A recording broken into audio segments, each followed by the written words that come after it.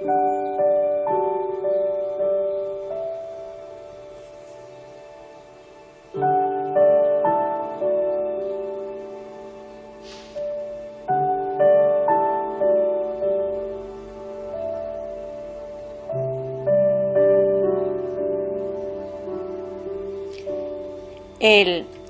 don del águila.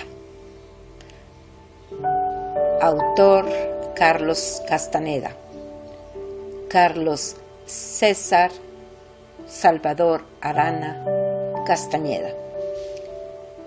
Continúo leyendo la tercera parte de este libro en el capítulo número 15, que se titula La serpiente emplumada.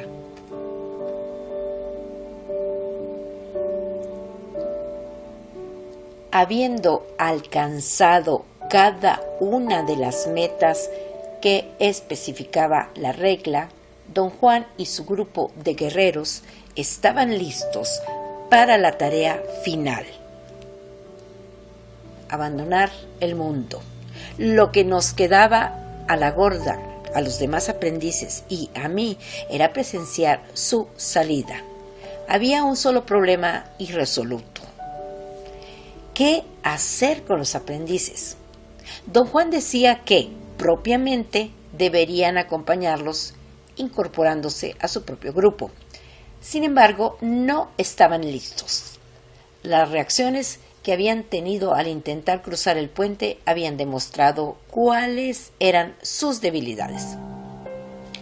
Don Juan decía que la decisión de su benefactor de esperar años para congregar el grupo de sus guerreros había sido una decisión sensata que produjo resultados positivos, en tanto que su propia determinación de reunirme sin pérdida de tiempo con la mujer nahual y mi propio grupo había sido casi fatal para nosotros.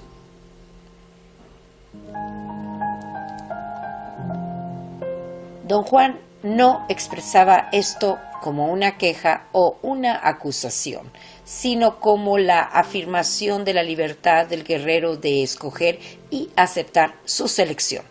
Dijo, además, que en un comienzo él consideró seriamente seguir el ejemplo de su benefactor y que de haberlo hecho habría descubierto con la suficiente anticipación que yo no era un nahual como él y que nadie más, a excepción mía, habría quedado enredado en su mundo. ¿Cómo estaban las cosas? Lidia, Rosa, Benigno, Néstor y Pablito tenían serias desventajas. La gorda y Josefina necesitaban tiempo para perfeccionarse. Tan solo Soledad y Eligio estaban a salvo, pues ellos quizás eran más hábiles que los guerreros viejos de su propio grupo. Don Juan añadió que les correspondía a los 9 sopesar las circunstancias desfavorables o favorables y, sin lamentarse, ni desesperarse, ni darse palmaditas en la espalda, convertir su maldición o bendición en un incentivo. Don Juan señaló que no todo en nosotros había sido un fracaso. Lo poco que nos tocó ver y hacer entre sus guerreros había sido un éxito completo en el sentido de que la regla encajaba en cada uno de mi grupo, a excepción mía. Estuve completamente de acuerdo con él. Para empezar, la mujer nahual era todo lo que la regla prescribía. Tenía gracia, control, era un ser en guerra y, sin embargo, completamente en paz. Sin ninguna preparación evidente, supo tratar y guiar a todos los dotados guerreros de don Juan, a pesar de que éstos tenían la suficiente edad como para ser sus abuelos. Ellos aseguraban que ella era una copia al carbón de la otra mujer nahual que habían conocido. Reflejaba a la perfección a cada una de las 8 guerreras de don Juan. Y consecuentemente también podía reflejar a las 5 mujeres que él había hallado para mi grupo, pues estas eran las réplicas de las mayores. Lidia era como Hermelinda, Josefina era como Zuleika, Rosa y la Gorda eran como Nélida y Soledad era como Delia. Los hombres también eran réplicas de los guerreros de Don Juan. Néstor era una copia de Vicente, Pablito de Genaro, Benigno de Silvio Manuel y Eligio era como Juan Tuma. La regla en verdad era el exponente de una fuerza inconcebible que había moldeado a esta gente. Solo mediante una extraña vuelta del destino habían quedado desamparados, sin el guía que encontrara el paso hacia la otra conciencia. Don Juan decía que los miembros de mi grupo tenían que entrar sin ayuda y por sí solos en la otra conciencia, y que ignoraba si podrían hacerlo porque eso era algo que a cada quien le correspondía individualmente. Él los había ayudado a todos impecablemente. Por lo tanto, su espíritu estaba libre de tribulaciones y su mente libre de especulaciones inútiles. Todo lo que le quedaba por hacer era mostrarnos pragmáticamente lo que significaba cruzar las líneas paralelas en la totalidad de uno mismo. Don Juan me dijo que en el mejor de los casos yo podía ayudar a uno de los aprendices y que él había escogido a la Gorda a causa de su agilidad en la segunda atención y porque me hallaba familiarizado con ella en extremo. Me dijo que yo no disponía de energía para los demás debido a que tenía otros deberes que llevar a cabo, otro camino. Don Juan me explicó que cada uno de sus guerreros sabía cuál era esa tarea, pero que ninguno de ellos me lo podía revelar porque yo tenía que probar que la merecía. El hecho de que se hallaran al final de su sendero y el hecho de que yo había seguido fielmente las instrucciones hacía imperativo que la revelación tomase lugar, aunque solo fuera en una forma parcial.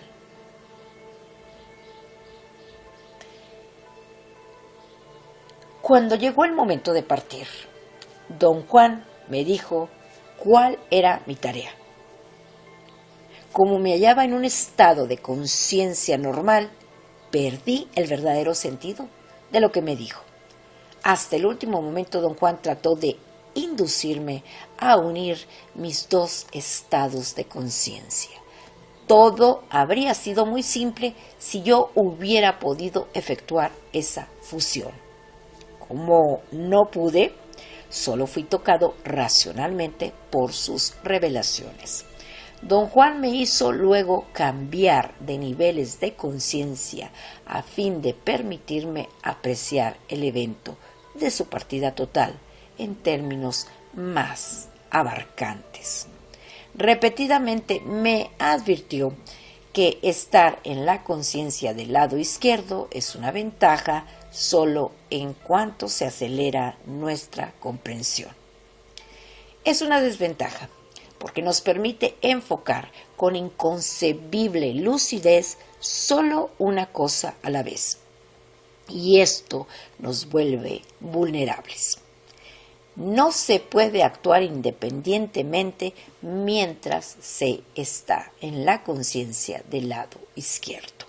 Uno tiene que ser ayudado por guerreros que han obtenido la totalidad de sí mismos y saben cómo desempeñarse en ese estado.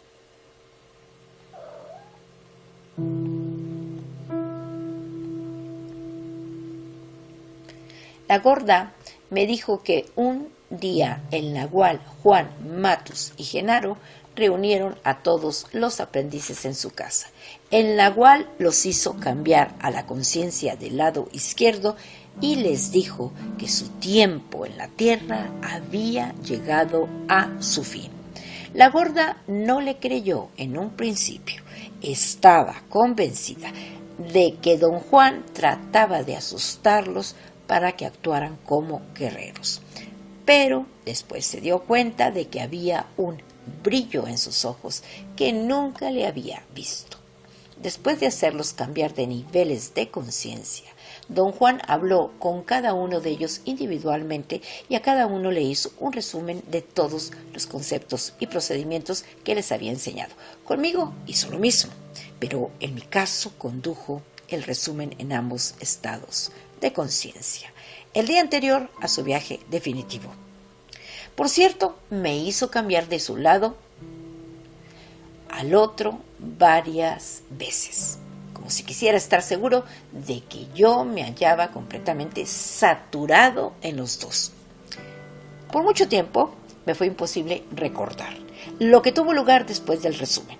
Un día, la gorda finalmente logró romper las barreras de mi memoria. Me dijo que ella había estado en mi mente, como si me leyera por dentro. Afirmó que lo que mantenía cerrada mi memoria era el miedo que yo tenía de recordar algo dolorosísimo. Lo que había ocurrido en casa de Silvio Manuel la noche previa al viaje definitivo se hallaba inseparablemente enredado con mi terror. Dijo que tenía la clarísima sensación de que ella también tuvo miedo, pero ignoraba la razón. Tampoco podía recordar exactamente qué había ocurrido en casa, específicamente en el cuarto donde tomamos asiento. Conforme la gorda hablaba, sentí como si me estuviera cayendo dentro de un abismo. Comprendí que algo en mí trataba de establecer una conexión entre dos diferentes acontecimientos que yo había presenciado en los dos estados de conciencia. En mi lado izquierdo tenía encerrado los recuerdos de don Juan y su grupo de guerreros en su último día en la tierra. En mi lado derecho estaba el recuerdo de haber saltado en una barranca. Al tratar de unir los dos lados, experimenté una sensación total de descenso físico. Mis rodillas se doblaron y me desplomé en el suelo.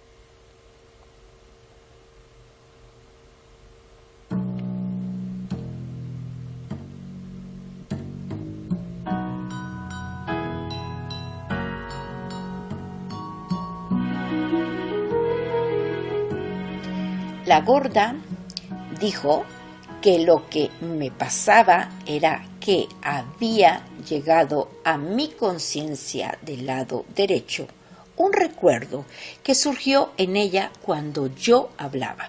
Recordó que habíamos hecho un intento más de cruzar las líneas paralelas con el nahual Juan Matus y su grupo.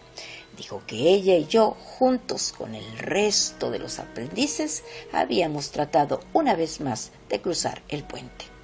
Yo no podía enfocar ese recuerdo. Parecía haber una fuerza constrictora que me pedía organizar mis pensamientos. La gorda dijo que Silvio Manuel le había dicho al nahual Juan Matus que me preparara a mí y a los demás aprendices para cruzar. No quería dejarme en el mundo porque creía que yo no tenía la menor posibilidad de cumplir mi tarea. El nahual no estuvo de acuerdo con él, pero llevó a cabo las preparaciones, no obstante lo que pensaba. La gorda me dijo que recordaba que yo había ido en mi auto a su casa para llevarla a ella y a los demás aprendices a casa de Silvio Manuel. Ellos se quedaron allí mientras yo regresaba con el nahual Juan Matus y con Genaro a fin de prepararme para el cruce. No pude recordar nada. Ella insistió en que debía de utilizarla como guía, puesto que nos hallábamos íntimamente unidos. Me aseguró que yo podía leerle la mente y encontrar algo allí que podría despertar la totalidad de mi recuerdo.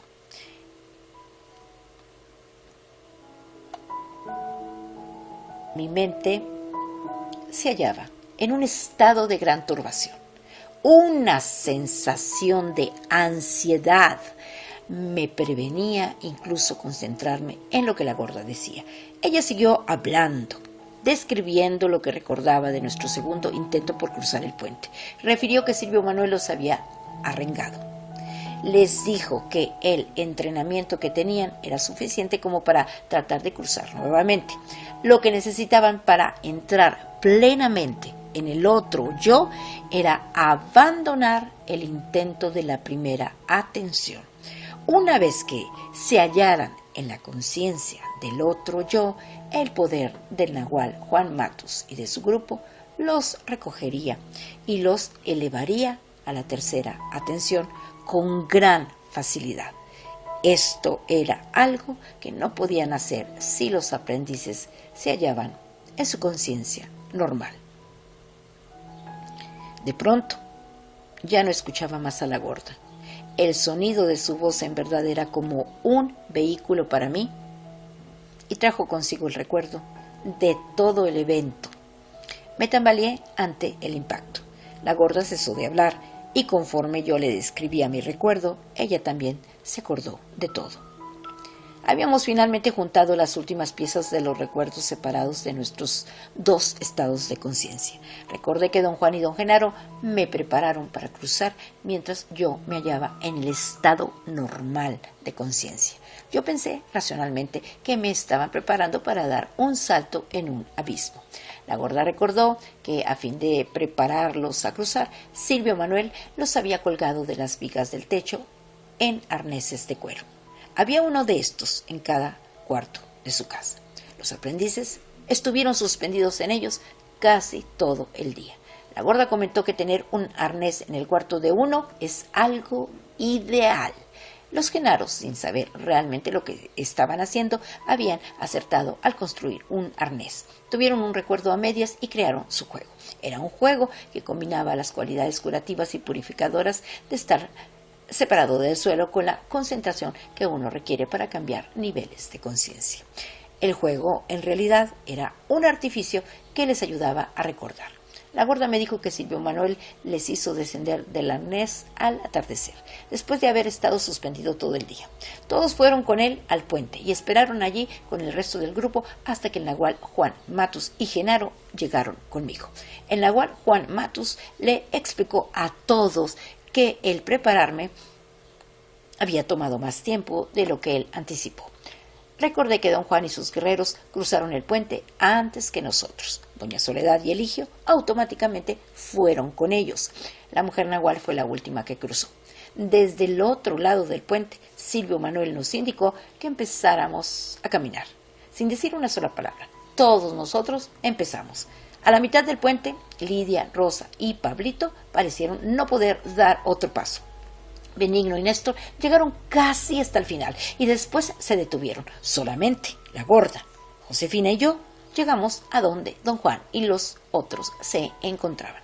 Lo que ocurrió después fue bastante parecido a lo que sucedió la primera vez que intentamos cruzar. Silvio Manuel y Eligio habían abierto algo que yo creí que era una grieta real. Tuve la energía suficiente para concentrar mi atención en ella. No era la colina que se encontraba junto al puente, ni tampoco era una apertura en la pared de niebla, aunque podía distinguir un vapor neblinoso en torno a la grieta.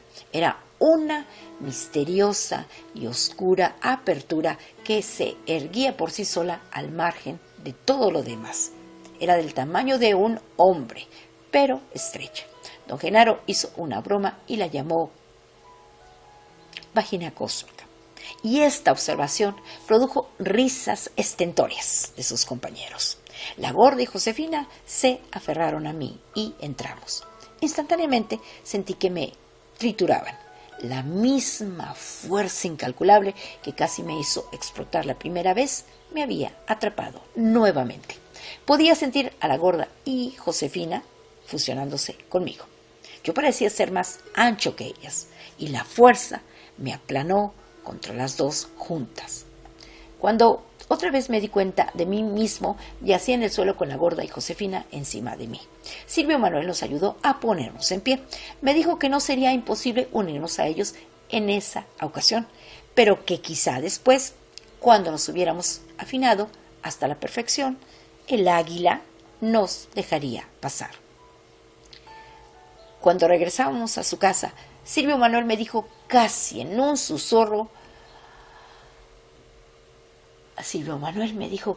en un susurro, que su camino y mi camino se habían separado esa noche y que jamás se volverían a cruzar. Me hallaba solo. Me exhortó a ser frugal y a utilizar mi energía con gran mesura, sin desperdiciar ni un ápice de ella. Me aseguró que si yo llegaba a la totalidad de mí mismo sin desgastes excesivos, tendría energía suficiente para cumplir mi tarea, pero me agotaba excesivamente antes de perder mi forma humana. Estaba perdido. Le pregunté si había una manera de evitar el desgaste. Negó con la cabeza. Dijo que mi triunfo o mi fracaso no era asunto de mi voluntad. Después me reveló los detalles de mi tarea, pero no me dijo cómo llevarla a cabo. Solo que algún día el águila pondría a alguien en mi camino para decirme cómo cumplirla. Y hasta no haber triunfado, no sería libre. Cuando llegamos a la casa, nos congregamos todos en una gran habitación. Don Juan tomó asiento en el centro, con la cara hacia el sureste. Las 8 guerreras lo rodearon. Se acomodaron en pares en los puntos cardinales, con la cara también hacia el sureste. Después los 3 guerreros hicieron un triángulo afuera del círculo, con Silvio Manuel en el vértice que apuntaba al sureste. Las 2 mujeres propios se sentaron flanqueándolo y los 2 hombres propios se acomodaron frente a él, casi contra la pared.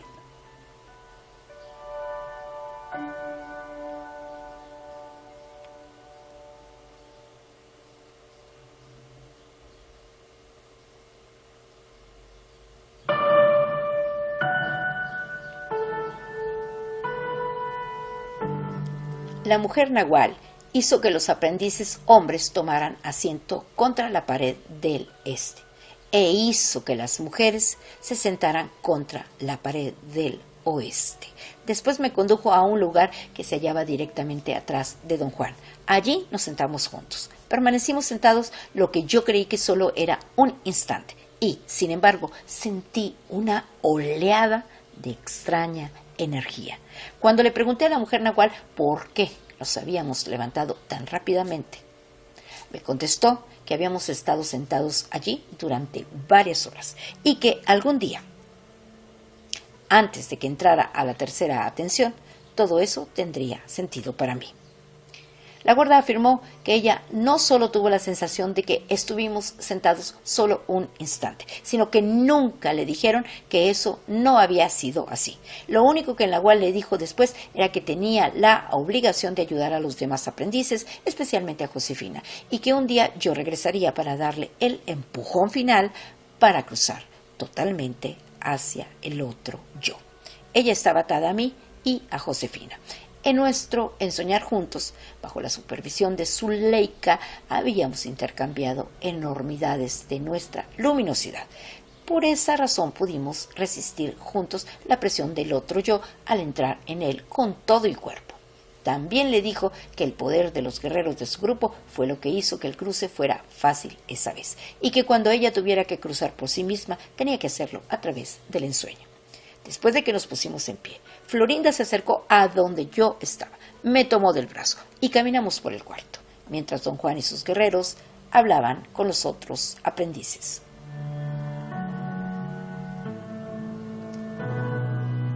Me dijo que no debía permitir que los eventos de esa noche en el puente me confundieran. Yo no debería de creer, como creyó una vez en la Nahual Juan Matus, que en realidad hay una entrada física hacia el otro yo. La grieta que yo había visto simplemente era una construcción del intento de todos ellos. Un intento que fue atrapado por una combinación entre la observación del Nahual Juan Matus con entradas reales y el grotesco sentido del humor de Silvio Manuel. La mezcla de ambos produjo la vagina cósmica. Hasta donde ella sabía, el paso de un yo al otro no tenía características físicas. La vagina cósmica era una expresión física del poder de los hombres para mover la rueda del tiempo.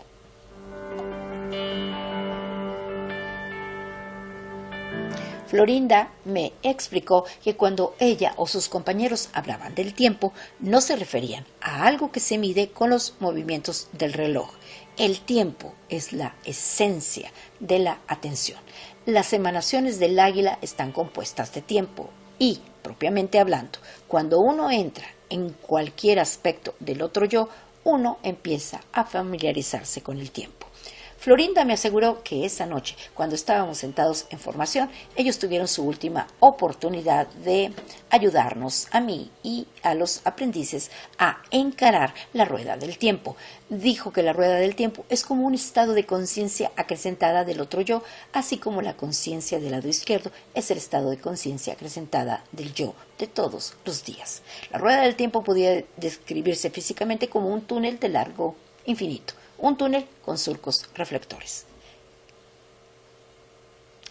Cada surco es infinito y hay cantidades infinitas de ellos. Las criaturas vivientes están obligadas por la fuerza de la vida a contemplar compulsivamente uno de esos surcos. Contemplarlo significa ser atrapado por él, vivir ese surco.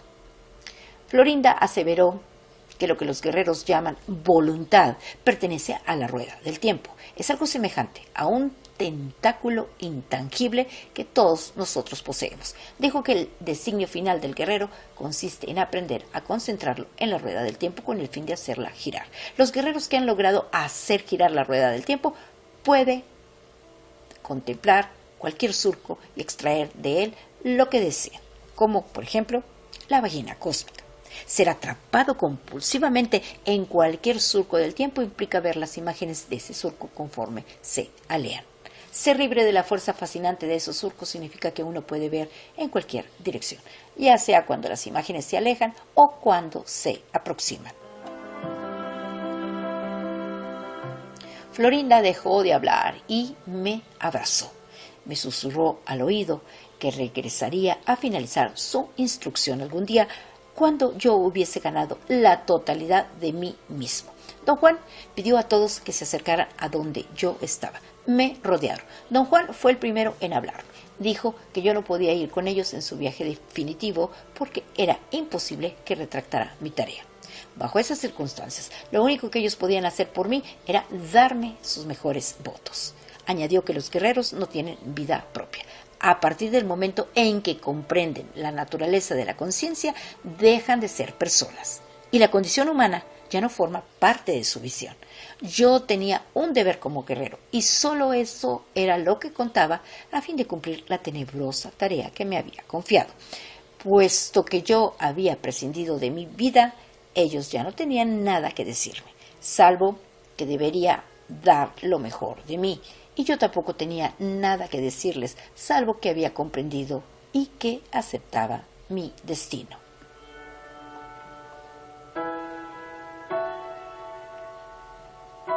Después Vicente vino a mi lado, habló muy quedamente. Dijo que el reto de un guerrero consiste en llegar a un equilibrio muy sutil de fuerzas positivas y negativas. Este reto no quiere decir que un guerrero deba de luchar por tener todo bajo su control, sino que el guerrero debe de luchar por enfrentar cualquier situación concebible, lo esperado y lo inesperado, con igual eficiencia. Ser perfecto en circunstancias perfectas es ser un guerrero de papel. Mi desafío consistía en quedarme atrás. El de ellos era irrumpir en lo desconocido. Ambos desafíos eran agobiantes. Para los guerreros, la excitación de quedarse es igual a la excitación del viaje. Ambos son los mismos, porque los dos entrañan el cumplimiento de un cargo sagrado.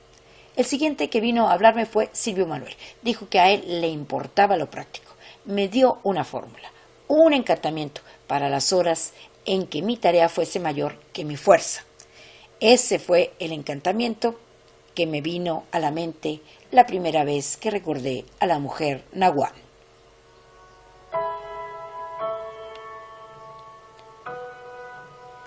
Ya me di al poder que a mi destino rige. No me agarro ya de nada, para así no tener nada que defender. No tengo pensamientos, para así poder ver. No temo ya a nada, para así poder acordarme de mí. Sereno y desprendido. Me dejará el águila pasar a la libertad. Me dijo que iba a revelarme una maniobra práctica de la segunda atención y sin más ni más se convirtió en una bola de luz, en un huevo luminoso. Volvió a su apariencia normal y repitió la transformación 3 o 4 veces. Comprendí perfectamente bien lo que hacía. No necesitaba explicármelo y, sin embargo, me era imposible formular en palabras lo que yo sabía. Silvio Manuel sonrió, consciente de mi problema. Dijo que se requería una enormidad de fuerza para abandonar el intento de la vida de todos los días.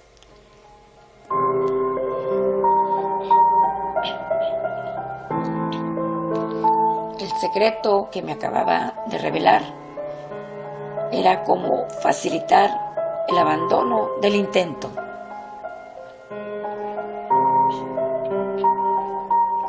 Para poder hacer lo que él había hecho, uno debe enfocar la atención en la superficie del cascarón luminoso. Una vez más se volvió una bola de luz y después se me hizo obvio lo que ya sabía desde el principio. Silvio Manuel volvió los ojos y por un instante los enfocó en el punto de la segunda atención. Su cabeza estaba erguida, encarando lo que estaba delante de sí. Solo sus ojos estaban sesgados. Dijo que un guerrero debe evocar el intento. En la mirada está el secreto. Los ojos convocan el intento. Me puse eufórico. Por fin era yo capaz de considerar algo que yo sabía sin saberlo, en verdad. La razón por la que el ver parece ser visual es porque necesitamos los ojos para enfocar el intento.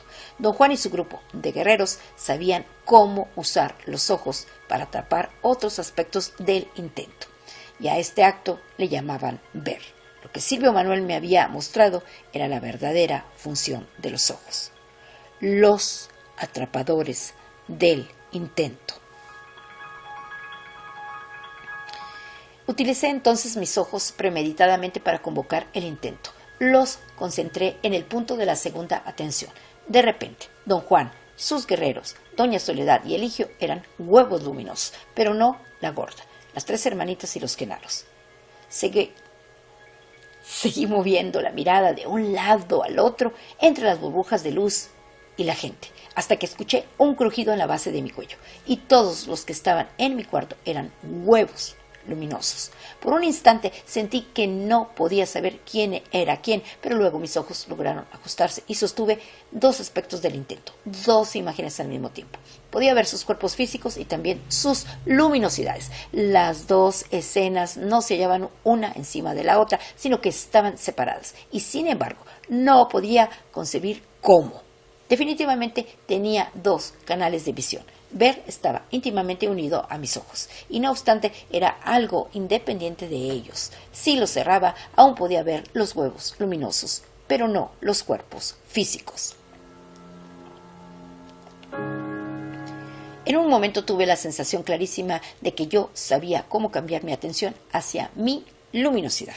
También sabía que para volver de nuevo al nivel físico, todo lo que tenía que hacer era enfocar los ojos en mi cuerpo.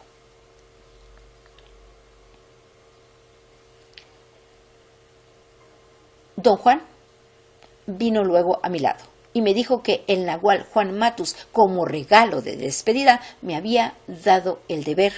Vicente me dio el reto. Silvio Manuel me dio magia y él iba a darme la gracia. Me miró de arriba abajo y comentó que yo era el nahual de apariencia más lamentable que hubiera visto. Examinó a los aprendices, meneó la cabeza y concluyó que con una apariencia tan deplorable, lo único que nos quedaba era ser optimista y ver el lado positivo de las cosas. Nos contó el chiste de una muchacha pueblerina que fue seducida por un agente viajero que le prometió matrimonio. Cuando llegó el día de la boda y le dijeron que el novio había huido del pueblo, ella no se inmutó. Sonrió con fatalidad y dijo que no todo estaba perdido. Perdió la virginidad, sí, pero menos mal que todavía no había matado al lechón de la fiesta. Don Genaro recomendó que lo único que podía ayudarnos a salir de esa situación, que era la de la novia vestida y alborotada, era aferrarnos a nuestros lechones, cualesquiera que fuesen, y reírnos a carcajadas. Solo a través de la risa podríamos cambiar nuestra condición. Nos instó con gestos de la cabeza y de las manos a que nos riéramos. Se arrodilló y nos pidió una carcajadita. Ver a don Genaro Flores de rodillas y a los aprendices tratando de carcajearse era tan ridículo como mis propios intentos. Repentinamente yo estaba riendo estentóreamente con don Juan y sus guerreros. Don Genaro, que siempre bromeaba que yo era poeta y loco, me pidió que le leyera un poema en voz alta. Dijo que quería resumir sus sentimientos y sus recomendaciones con el poema que celebra la vida, la muerte y la risa. Se refería a un fragmento del poema de José Gorostiza que se titula Muerte sin fin. La mujer nahual me tendió el libro y yo leí la parte que siempre le gustaba a don Juan Matus y a don Genaro Flores.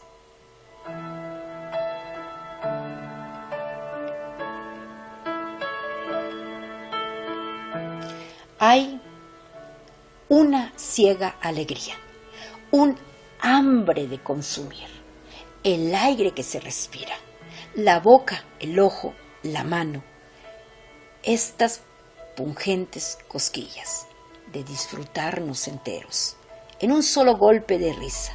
¡Ay! Esta muerte insultante, procaz, quien nos asesina a distancia, desde el gusto que tomamos el morirla, por una taza de té, por una apenas caricia.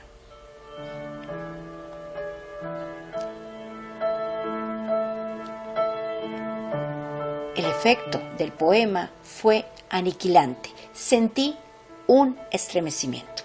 Emilito y Juan Tuma fueron a mi lado. No dijeron una sola palabra. Sus ojos brillaban como canicas negras. Todos sus sentimientos parecían concentrarse en sus ojos. Juan Tuma dijo muy suavemente que una vez él me había introducido en su casa en los misterios de Mezcalito, y que eso había sido un precursor de otra ocasión en la rueda del tiempo en la que él me introduciría en el último de los misterios, la libertad. Emilito dijo, como si su voz fuera un eco de Juan Tuma, que los dos confiaban en que yo podía cumplir mi tarea. Ellos me esperarían, pues algún día yo me les uniría. Juan Tuma añadió que el águila me había puesto con el grupo del nahual Juan Matus porque esa era mi unidad de rescate. Nuevamente me abrazaron y al unísono me susurraron que debía tener confianza en mí mismo. Después vinieron las guerreras a mí. Cada una de ellas me abrazó y me susurró un deseo en el oído, un deseo de plenitud y logros. La mujer nahual fue la última que se me acercó. Tomó asiento y me sentó en sus faldas como si yo fuera un niño. Exudaba afecto y pureza. Perdí el aliento. Nos pusimos en pie y caminamos por el cuarto. Hablamos, examinamos nuestro destino. Fuerzas imposibles de concebir nos habían guiado a ese momento culminante. El pavor que sentí fue inconmensurable y así era también mi tristeza. Entonces me reveló una porción de la regla que se aplicaba al nahual de 3 puntas. Ella se encontraba en un estado de agitación extrema y sin embargo estaba calmada. Su intelecto era impecable y sin embargo no trataba de razonar nada. Su estado de ánimo en su último día en la tierra era inaudito y me lo transmitió. Era como si hasta ese momento yo no me hubiese dado cuenta de la finalidad de nuestra situación. Estar en el lado izquierdo implicaba que lo inmediato tomaba precedencia, lo cual hacía que para mí fuera prácticamente imposible prever más allá de ese momento. Sin embargo, el contacto con la mujer nahual atrapó algo de mi conciencia del lado derecho y su capacidad para prejuzgar lo mediato. Comprendí entonces por completo que nunca más la volvería a ver. Y eso para mí era una angustia sin límite.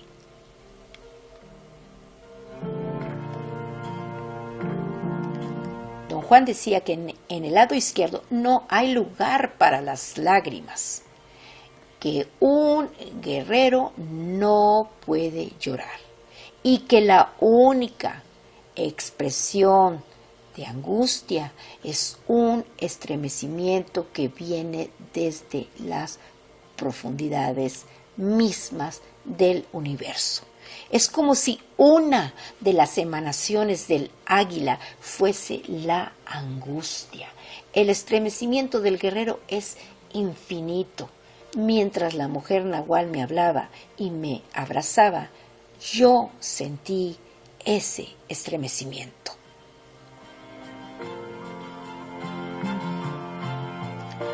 Ella puso sus brazos en torno a mi cuello y apretó su cabeza contra la mía. Sentí que me estaba exprimiendo como un pedazo de trapo y que algo emergía de mi cuerpo o del de ella hacia el mío. Mi angustia fue tan intensa y me inundó tan rápido que perdí el control de los músculos. Caí al suelo con la mujer nahual aún abrazada a mí. Pensé como si estuviera en un sueño, que debió haberse cortado la frente durante nuestra caída. Su rostro y el mío estaban cubiertos de sangre. La sangre había hecho un estanque en sus ojos.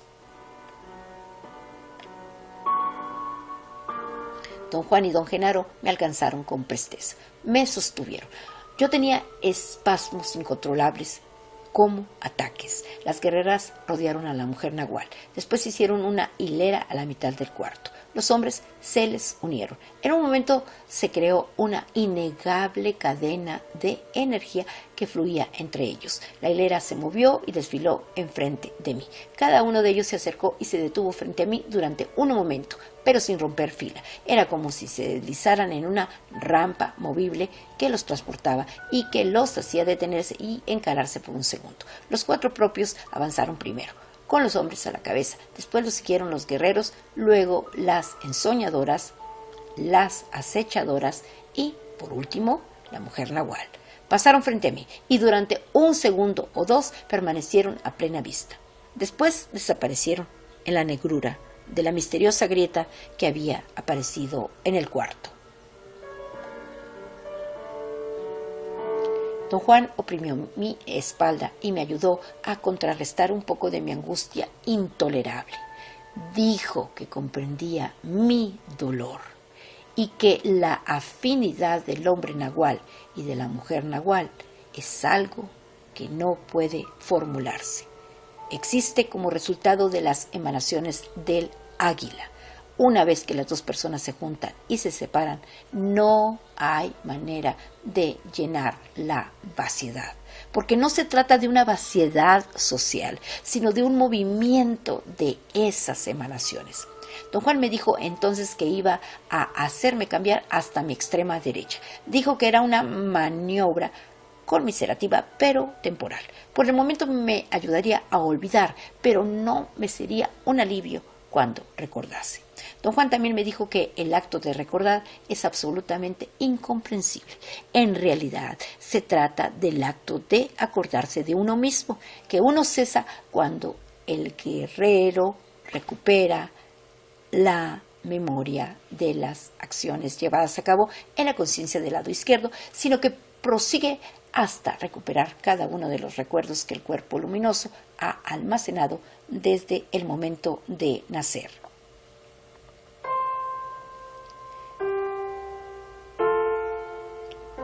Las acciones sistemáticas que los guerreros llevan a cabo en estados de conciencia acrecentada son un recurso para permitir que el otro yo se revele en términos de recuerdos. Este acto de recordar, aunque parece estar asociado solamente con los guerreros, es algo que pertenece a cualquier ser humano. Cada uno de nosotros puede ir directamente a los recuerdos de nuestra luminosidad con resultados insondables. Don Juan me dijo entonces que ellos partirían ese mismo día, a la hora del crepúsculo, y que lo que aún tenía que hacer conmigo era crear una apertura, una interrupción en el continuo de mi tiempo. Iban a hacerme saltar un abismo como medio de interrumpir la emanación del águila, que es responsable de mi sensación de ser completo y uniforme. El salto tendría que hacerse cuando yo estuviera en un estado de conciencia normal y la meta era que mi segunda atención tomara el control en vez de morir en el fondo del abismo. Yo entraría plenamente en el otro yo. Don Juan me dijo que finalmente saldría del otro yo otra vez que mi energía se agotara, pero no en la montaña de la cual yo iba a saltar. Predijo que yo resurgiría en mi lugar favorito, cualquiera que éste fuese. Esa sería la interrupción del continuo de mi tiempo. Después don Juan me sacó completamente de mi conciencia del lado izquierdo y yo olvidé mi angustia, mi propósito, mi tarea. Al atardecer de ese día, Pablito, Néstor y yo en verdad saltamos dentro de un precipicio. El golpe del nahual había sido tan exacto y tan conmiserativo que nada de esa extraordinaria despedida trascendió más allá del otro extraordinario acto de saltar a una muerte segura y no morir. Pavoroso como fue ese acontecimiento, resultaba pálido en comparación con lo que tuvo lugar en el otro dominio.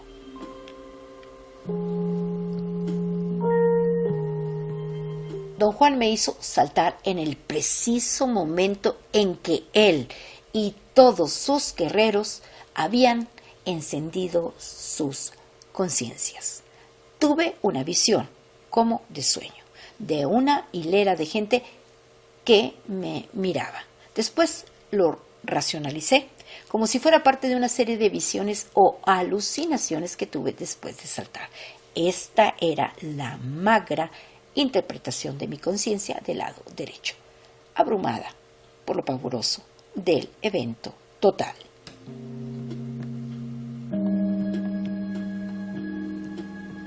En mi lado izquierdo, sin embargo, comprendí que había entrado en el otro yo, pero sin la ayuda de mi racionalidad. Los guerreros del grupo de don Juan me habían agarrado por un instante eterno, antes de que se desvanecieran en la luz total, antes de que el águila los dejara pasar. Yo sabía que se hallaban esperando a don Juan y a don Genaro en una esfera de las emanaciones del águila, que estaba más allá de mi alcance.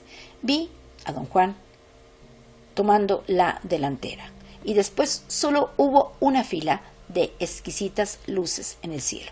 Algo como un viento parecía hacer que la fila se contrajera y oscilara. En un extremo de la línea de luces, donde se hallaba don Juan, había un inmenso brillo. Pensé en la serpiente emplumada de la leyenda tolteca. Y después las luces se desvanecieron.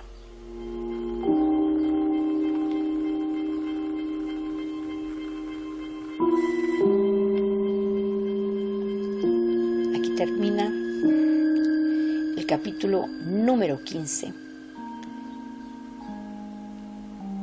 de la tercera parte del libro que se titula El don del águila, cuyo autor es Juan. Disculpen la equivocación. Cuyo autor es Carlos Castaneda, cuyo verdadero nombre es Carlos César Salvador Arana Castañeda, escritor de origen peruano que después se nacionalizó estadounidense.